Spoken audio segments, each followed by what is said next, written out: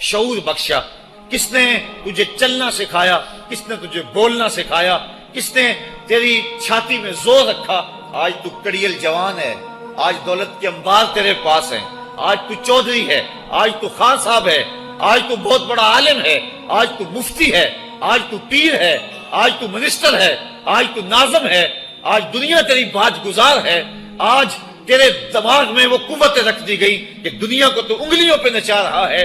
ذرا پلٹ کے دیکھنا پیچھے، ذرا پیچھے لوٹ کے تو دیکھ، تو چار پائی کے سہارے بھی چلنا نہیں جانتا تھا، پھر تجھے چار پائی سے چلنا سکھایا، پھر تو نے چلنا، اور چلتا تھا 2 قدم تو گر پڑتا تھا۔ ذرا ماضی کی طرف پلٹ کے دیکھ، اور تو بھول گیا رب کو جس نے تجھے اتنا کچھ دیا۔ چل ماضی کی طرف پلٹ کے نہیں دیکھنا، مستقبل کی طرف ہی جھانک کے دیکھ لے۔ ایک وقت پھر دوبارہ تیرے اوپر ایسا آئے گا، پھر تیری بولتی بند ہو جائے گی، پھر تیرا چلنا بند ہو جائے گا۔ چار پائی سے لگ گیا، مورے میں تکلیف ہو گئی، تو فالج زدہ ہو گیا۔ سارے گھر والے 4 دن تو بڑی خدمت میں لگے رہے، لیکن انہیں اپنے کام بھی تو کرنے تھے، پھر آہستہ آہستہ تجھے اگنور کرنا شروع کر دیا۔ تو بھی اس بات کو سمجھنے لگا۔ پھر وہ وقت بھی آیا کہ تیری چار پائی کو اندر سے اٹھا کے برآمدے میں رکھ دیا کہ بابا کھانستا ہے، بچے جس طرف ہوتے ہیں جراثیم پھیلتے ہیں، اب نوکر تجھے روٹی دینے لگا۔ شام کو بیٹا آتا ہے، 2 لمحے کھڑا ہوتا ہے، پھر اپنے بیڈ روم میں چلا جاتا ہے، تو اس کی صورت کو ترستا رہتا ہے۔ آج تیری زندگی اجیرن بن گئی، پھر تیرے اوپر ایسے حملے بیماریوں کے ہوئے، ایسی تکلیفیں ہوئیں، بول و براز بھی اوپر، لوگ ناک پہ کپڑا رکھ کے تجھے اٹھاتے ہیں۔ اس وقت تو اپنی زندگی سے تنگ آ گیا، تو کہتا ہے ڈاکٹر کو لگا زہر کا ٹیکہ، مجھے موت آ جائے۔ بتا ہم تجھے موت بھی نہ دیتے تو کیا کرتا؟ ہم نے تجھے زندگی دی تھی، یہ ہمارا احسان، اور اب تمہیں موت اگر دیں گے تو یہ بھی ہمارا احسان ہے۔ اگر تو تڑپتا تھا، تیری زندگی جو ہے وہ اجیرن بن چکی تھی، سارے تجھ سے تنگ آ گئے تھے، تیرے بیٹے بھی کہتے دعا کرو اللہ بابے کو پردہ دے دے، سارے تیرے پردہ مانگ رہے تھے، اب بتا کہ ہم تجھے پردہ بھی نہ دیتے تو کیا کرتا؟ ثم اماتہ فاقبرہ، شکر کر ہم نے تجھے موت عطا کر دی، فاقبرہ، اور پھر اس کے بعد تجھے قبر دی۔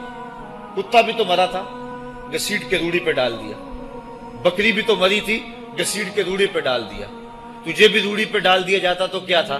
لیکن کہا نا یہ میرا شاہکار ہے، پہلے سے غسل دو، بیری کے پتے بھی ڈال لینا، صفائی خوب ہو جائے، اس کو چٹے لباس کا کفن دو، اس کے سند سند پہ خوشبو ملو، اس کو سلگھاؤ، خوشبوئیں سلگھاؤ، اس کو خوبصورت چارپائی پہ ڈالو، اس کے اعضائے سجدہ پہ مشک ملو، اور اس کی جو ہے وہ چارپائی کے دائیں بائیں پھول رکھو، اور اب سارا زمانہ تیرا منہ دیکھنے آ رہا ہے، ذرا سوچ تیرا منہ دکھانے کے قابل ہے؟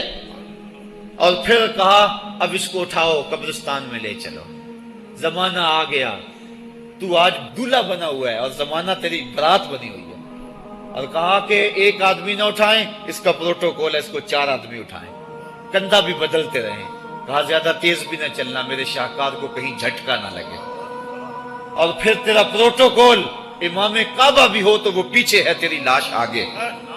تو نے ہمارے ساتھ کیا کیا، ہم نے تیرے ساتھ کیا سلوک کیا؟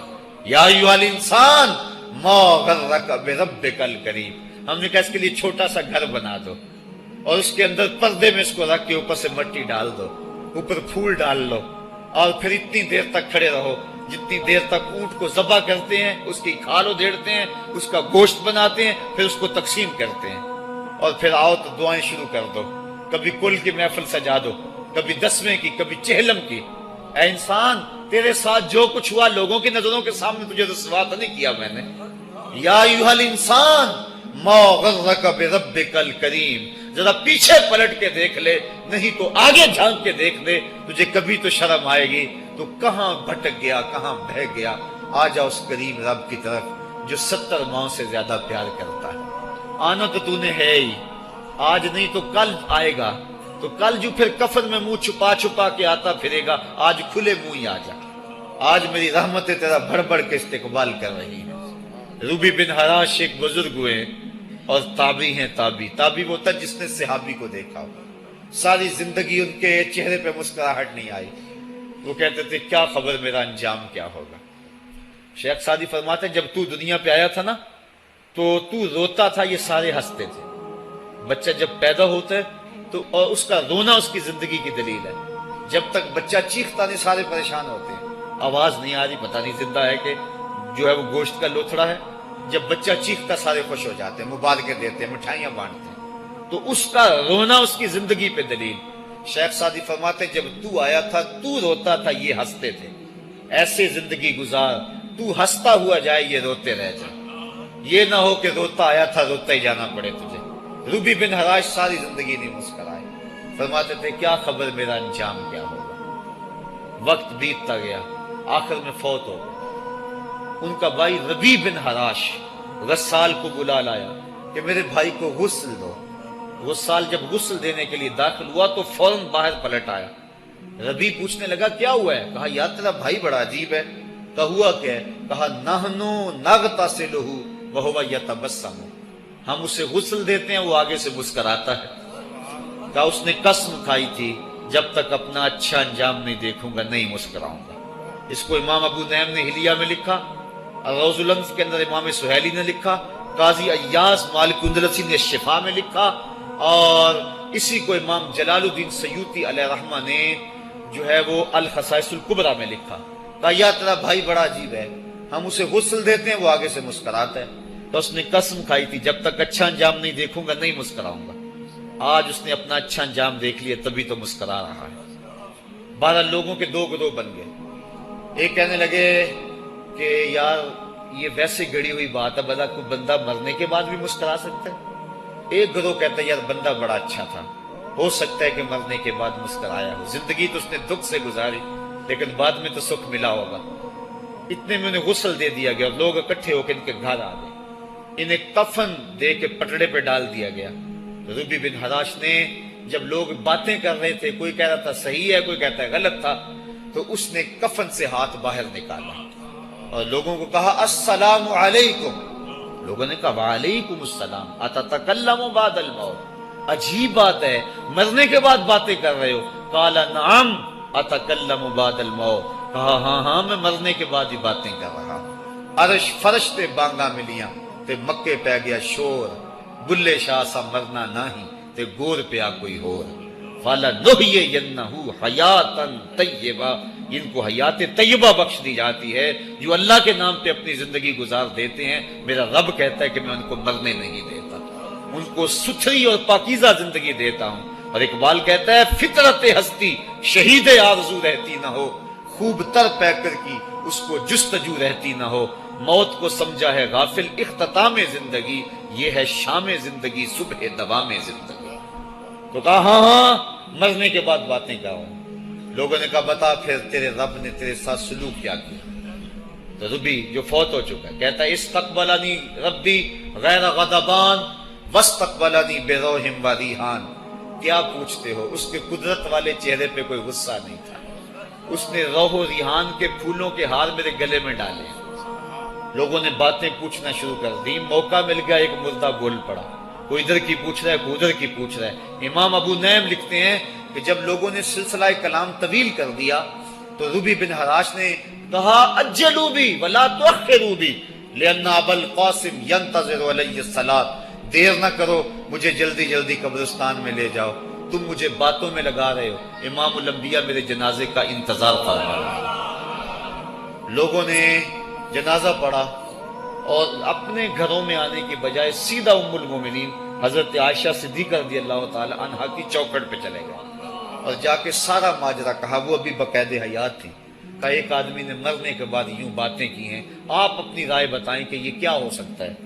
تو ام المومنین رضی اللہ تعالی عنہا نے فرمایا تم کیوں پریشان ہو گئے ہو, میرے سرتاج آقا فرما گئے ہیں کانا رجل من امتی یتکلم بعد الموت, میری امت میں ایسے مرد بھی ہوں گے جو مرنے کے بعد باتیں کیا کریں گے.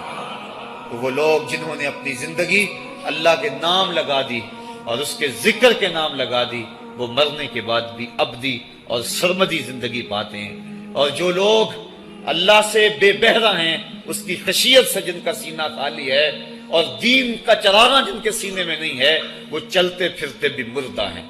ان کے سینے میں دھڑکتا ہوا دل تو ہے لیکن تمانیت کا نور اس میں نہیں رکھتے ہیں. وہ دھرتی کے اوپر چلتے تو ہیں لیکن دھرتی کا بوجھ ہیں.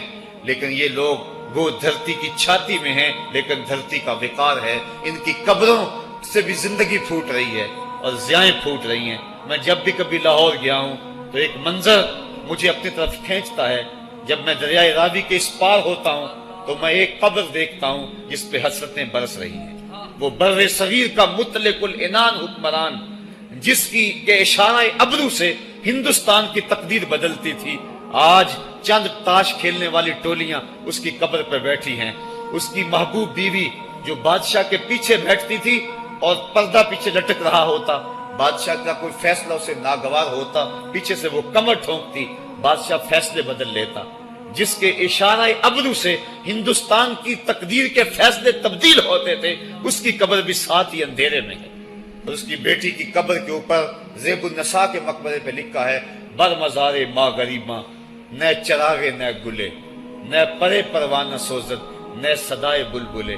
ہم غریبوں کی قبر پہ کون چراغ جلانے آئے گا، کون پھول ڈالنے آئے گا؟ نہ کوئی بلبل گیت گانے آئے گی اور نہ کوئی پروانہ پر جلانے آئے گا. یہ وہ جو مطلق العنان تھے، یہ ان کی قبر کی کہانی سنائی. اور جب میں دریائے راوی کا کنارہ پار کرتا ہوں تو ایک لوح مزار وہ بھی ہے جہاں جلی حروف میں لکھا ہے: گنج بخشے فیض عالم، مظہر نور خدا، ناکساں را پیر کامل، کامراں را رہنما. جب زندگی ایک طرح کی نہیں ہوتی تو پھر موت بھی ایک طرح کی نہیں ہوتی. جب دنیا پہ رہنے والے لوگ ایک طرح سے زندگی نہیں گزارتے تو ان کی برزخ بھی ایک طرح کی نہیں ہوتی. تو یہ ہیں وہ لوگ جن کی قبروں پہ آج بھی چراغاں ہیں، جن کے نام کا آج بھی تنتنا ہے. 1000 سال گزر گئے، ان کی نسبی اولاد تو کوئی نہیں ہے، انہوں نے شادی بھی نہیں کی تھی، لیکن اس کے باوجود دن کو چلے جاؤ، کڑکتی دوپہر کو چلے جاؤ، برستی بارش میں چلے جاؤ، لمبی رات کی تنہائی میں چلے جاؤ، موسم کی کسی بھی شدت میں چلے جاؤ، حکومتوں کے بدلتے ہوئے ماحول، مارشل لاؤ کی کیفیتیں، جس دور جس حالت میں مرضی جاؤ، آپ کو وہاں میلہ نظر آئے گا، وہاں ہجوم عاشقہ نظر آئے گا. ارے میں گسارو سویرے سویرے، خرابات کے گرد پھیرے بپھیرے، کبھی اس طرف بھی گزر کر تو دیکھو، بڑی رونقیں ہیں فقیروں کے ڈیرے. تو وہ لوگ جنہوں نے اپنی زندگی اپنے مالک کے نام گزاری وہی زندہ ہیں، وہ سرمدی اور ابدی زندگی پائے ہوئے ہیں. صاحبو، اب میرے اور آپ کے پاس سانسوں کا موقع موجود ہے، ورنہ یہ سانسیں تیزی کے ساتھ پگھل رہی ہیں. میں کل امام راضی کو پڑھ رہا تھا، وہ کہتے ہیں، ایک بزرگ فرماتے ہیں مجھے سمجھ نہیں آ رہی تھی ان الانسان لفی خسر کی، کہ بے شک انسان گھاٹے میں ہے. تو میں سوچ رہا تھا کیسے گھاٹے میں ہے، تو کہا کہ مجھے سمجھ اس طرح آئی کہ میں بازار گیا، میں نے ایک شخص کو دیکھا جو پھٹے پہ برف رکھ کے بیچ رہا تھا اور آواز کیا لگا رہا تھا: ارحمو ارحمو من یذوب راس مالہ، اور رحم کرو اس بندے پہ، اگر تم نے تھوڑی بھی دیر لگا دی اور میرے سے سودا نہ خریدا تو میرا جو راس المال ہے میرا وہ بھی لٹ جائے گا، کیونکہ برف تو میری پگھلی جا رہی ہے، اور اگر تم نے خرید لی میری برف تو میرے پیسے کھڑے ہو جائیں گے، اور اگر تم نے میری برف خریدنے میں دیر کر دی تو جو میں نے پیسے لگائے ہیں میرے وہ بھی پورے نہیں ہوں گے. تو وہ کہہ رہا تھا ارحمو من یذوب راس مالہ. وہ کہتے ہیں مجھے ان الانسان لفی خسر کی سمجھ نہیں آ رہی تھی، اس کے اس جملے کو سن کے سمجھ آ گئی کہ انسان جلدی جلدی اپنی سانسوں کو گوا رہا ہے، اسے چاہیے کہ جلدی جلدی ان سانسوں سے کام لے لے، ورنہ یہ سانسوں کی برف پگھل جائے گی اور اس کی یہ پونجی بھی برباد ہو جائے گی. تو صاحبو، میں اور آپ لمحہ لمحہ موت کے قریب ہو رہے ہیں، لمحہ لمحہ موت کے قریب ہو رہے ہیں. آج میں دوپہر کو بیٹھا تھا تو وہ ایک شخص آ کے میاں صاحب کا شعر پڑھنے لگا: دیگر تے دن گیا محمد، اوڑک نو ڈب جانا. تو میری نظر چلی گئی، میں نے کہا ابھی تو 10 بجے ہوں گے، تو میں نے کہا صبح کے 10 بھی بج گئے ہیں اور پھر 12 بھی بج جانے ہیں، پھر ظہر بھی ہوگی، پھر دیگر بھی ہوگی، اور اس کے بعد پھر شام بھی ہو جانی ہے. اب ہم دیگر تک تو پہنچ گئے ہیں، اب شام کے تدلکے بھی قریب ہو گئے ہیں، تو یہ دن ڈوب جانا ہے تھوڑی دیر کے بعد. یہی مثال ہماری زندگی کی ہے. کوئی دوپہر تک آ گیا ہے، کوئی چاش تک آ گیا ہے، کوئی ظہر تک آ گیا ہے، کوئی عصر تک آ گیا ہے، اور کسی کی زندگی کا سورج بالکل غروب ہونے کے قریب آ گیا. صاحبو، پتہ کوئی نہیں کہ ہمارا اگلا قدم کہاں ہے. اس سے قبل کہ کوئی حجت باقی نہ رہے، مجھے آپ کو اپنی زندگی پہ نظر ثانی کرنا ہوگی، اپنے گناہوں کا اور اپنی نیکیوں کا حساب لگانا ہوگا. ایک ترازو تو کل محشر کے میدان میں لگے گا، ایک ترازو ضمیر کی عدالت میں آج ہی لگانا ہوگا. ہمیں دیکھنا ہوگا ہمارے پلے کتنے عمل ہیں اچھے، اور جو اچھے عمل ہیں ان میں خلوص والے کتنے ہیں، لوگوں کے دکھاوے والے کتنے تھے، رب کے لیے کتنے عمل کیے اور لوگوں کے لیے کتنے کیے. تو پھر ترازو لگا کے ہم نے اپنے اعمال نامے کو آج ہی تولنا ہے اور وزن کرنا ہے، اور اپنی زندگی کو نیکی کا حسن دینا ہے. وقت کٹ رہا ہے، زندگی لمحہ لمحہ موت کے قریب ہو رہی ہے. قبل اس سے کہ کوئی حجت باقی نہ رہے ہم ہاتھ ملتے رہ جائیں، پچھتاتے رہ جائیں تو کیا فائدہ ہوگا. بلکہ میں نے تو پڑھا کتابوں میں، علماء لکھتے ہیں قیامت کے دن تو نیکوکار بھی پچھتائیں گے. بدکاروں نے تو پچھتانا ہی پچھتانا ہے، نیکوکار بھی پچھتائیں گے. بدکار تو اس لیے پچھتائیں گے انہوں نے اتنے گناہ کیوں کیے، تو نیکوکار کیوں پچھتائیں گے؟ جب وہ اپنے اچھے اعمال کی جزا دیکھیں گے تو وہ پچھتائیں گے، ہائے جو چند لمحے ضائع ہو گئے وہ بھی کیوں ضائع ہو گئے، وہ بھی میں نے کیوں برباد کر دیے، وہ بھی راستے پہ ڈالے ہوئے ہوتے.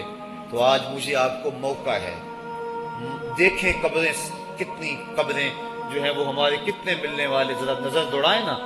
آج ہم کتنوں کو کندھوں پہ اٹھا کے قبرستان چھوڑائے ہیں.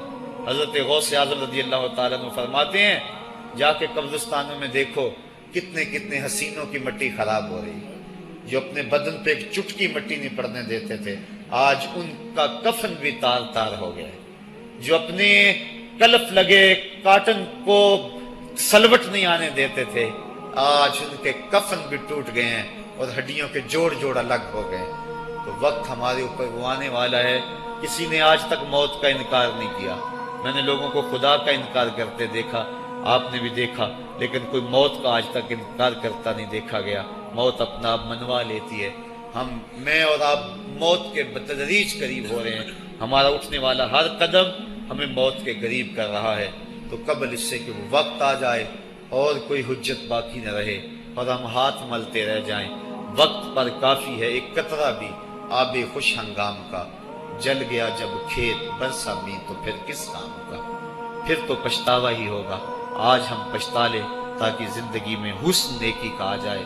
یہ میری آپ سے درد مندانہ اپیل ہے، گزارش ہے، اور میری آپ سے التماس ہے کہ یہ تھوڑی سی زندگی اللہ نے جو مجھے اور آپ کو ودیعت کی ہے، یہ بڑا تھوڑا سا عرصہ ہے، تھوڑا سا موقع ہے. یہ دنیا بوائی کا موسم ہے، آخرت کٹائی کا موسم ہے. جو بوائی کے موسم کو برباد کر بیٹھا ہے، کٹائی کے موسم میں اس کے ہاتھ کچھ نہیں لگتا. تو آج تخم عمل ڈال لیں. آج ایک بیج ڈالیں گے، کل 70 کاٹ لیں گے. لیکن اگر آج کچھ نہ کیا، اپنی سانسیں برف کی طرح پگھلا دیں، تو یہ اس شخص کی طرح ہے جو پھٹے پہ رکھ کے برف کہہ رہا ہے کہ میرے اوپر رحم کرو. اگر تم نے میرے سے برف نہ خریدی تو میرا راس المال بھی لٹ جائے گا. ہمارا راس المال سانسوں کی صورت میں لٹ رہا ہے. اللہ مجھے آپ کو اپنی رحمتوں کا حصار عطا فرمائے. وآخر دعوانا ان الحمد للہ رب العالمین.